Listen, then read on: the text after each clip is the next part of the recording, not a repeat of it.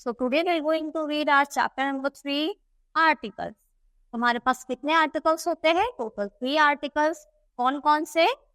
ए, N और third होता है हमारा द. देखो यहाँ पे कुछ सेंटेंसेस है, हम इनको रीड करते हैं. This is a train. This is an aeroplane. It stops at the platform. It flies in the air. तो अब हमें ये कैसे पता चलेगा कौन सा आर्टिकल कहाँ पे आएगा?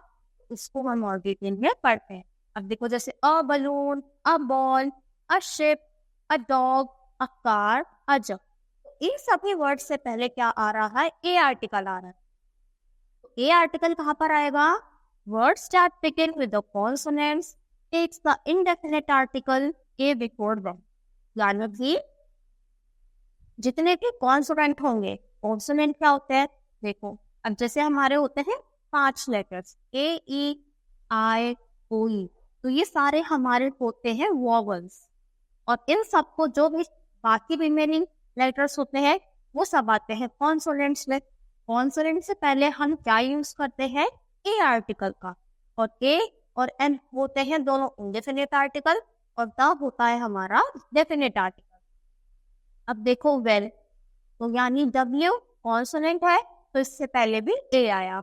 आन, तो आन तो नहीं है कि लायन है. A lion. An van. An नहीं आएगा. अ वैन, क्योंकि वी भी क्या है? कॉन्सोनेंट है. तो अ वैन. कैट, तो कैट भी क्या है? अब कैट यानी ए. Tree, a tree. और एलिफेंट ए से स्टार्ट हो रहा है तो इसीलिए इससे पहले क्या आया? An elephant. वैसे हम क्या करते हैं? फाइंड आउट करते हैं. अगर यहाँ पे आन होता तो फिर क्या होता? N R. तो वॉवल से पहले एन का यूज होगा और कॉन्सोनेंट से पहले अ का यूज होगा. फिर आता है देखो, we use an before the beginning of a vowel sound. तो वॉवल साउंड से पहले हम एन का यूज करते हैं, जैसे कि an uncle, an egg, an honest, an eye. अब देखो ऑनेस्ट का एग्जाम्पल लेते हैं. अब बोलोगे मैम ऑनेस्ट तो एच से स्टार्ट हो रहा है तो इससे पहले एन क्यों आया? क्योंकि इसमें साउंड, इसको प्रोनाउंस करके देखो. ऑनेस्ट तो एच से स्टार्ट हो रहा है, एच वाली साउंड नहीं आ रही तो इसमें एच साइलेंट होता है और ऐसा लगता है कि जैसे हम ऑनेस्ट बोल रहे हैं. ओ वाली साउंड आ रही है, ओ होता है वोवल तो इसीलिए इससे पहले एन यूज होता है. ऐसे भी ईयर, ईयर में क्या हो रहा है? ईयर हमारा ई है, एन आया. ऐसे ही ऑनर, तो इसमें भी एस साइलेंट है, ऐसा लग रहा है आप ऑनर बोल रहे हैं, ओ से स्टार्ट कर रहे हैं तो इसलिए यहाँ पर भी एन आया. तो जहां पर भी वोवल या फिर वोवल वाली साउंड आएगी उससे पहले क्या होगा? एन आएगा और बाकी सब में ए आएगा. और ए और एन किसमें होते हैं? किसमें होते हैं? इनडेफिनेट में. तो जैसे अम्ब्रेला हो गया यू, तो एन आ गया. और इंजन, इसमें भी ए एन आएगा. और फिश में क्या आएगा? ए. तो ये आपको कंप्लीट करना है. अब हम पढ़ते हैं ए और एन के बारे में और ज्यादा. तो अभी हमने पढ़ा ए और एन किसमें काउंट होगा? Indefinite articles. तो this means A and an are used when we do not talk about a particular place. यानी अगर हम किसी पर्टिकुलर यानी किसी एक चीज के बारे में नहीं बात करेंगे तो वहां पर क्या आता है? ए और एन. और अगर किसी पर्टिकुलर चीज के बारे में बात हो रही होगी तो वहां पर ये दोनों में से कोई भी नहीं आएगा. वहां पर आएगा हमारा थर्ड आर्टिकल यानी कि द आर्टिकल. तो this is a cupboard.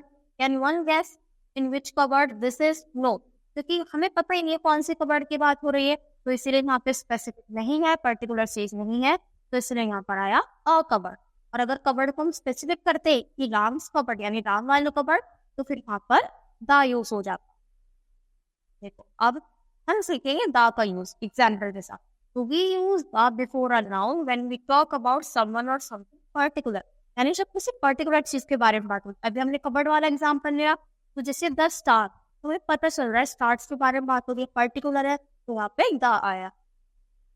We use before things that are only one of their kind. जो उनमें एक ही है, उनके जैसा और कोई नहीं है तो उनसे पहले भी हम द यूज करेंगे. जैसे the red fort, the Taj Mahal, तो इनके जैसा और कोई नहीं है. तो ये क्या है? जो पर्टिकुलर है, जो अपने आप में एक है, यूनिक है, उन सबसे पहले भी द आएगा.